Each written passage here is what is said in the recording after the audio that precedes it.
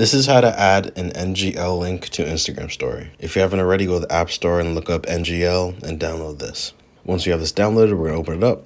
And here's the NGL app. We have a few options here, as you can see, but we're just gonna go with the first option. So where it says copy your link, we're gonna press copy link button. Link copied. Now we're gonna open up our Instagram app.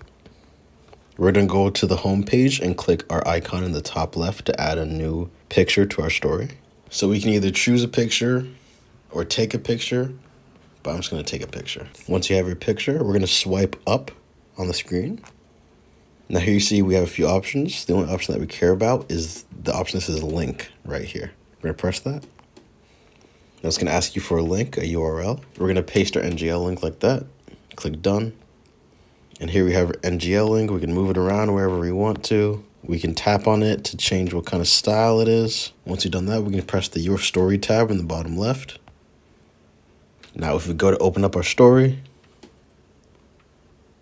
here you can see, we can tap this link, visit link.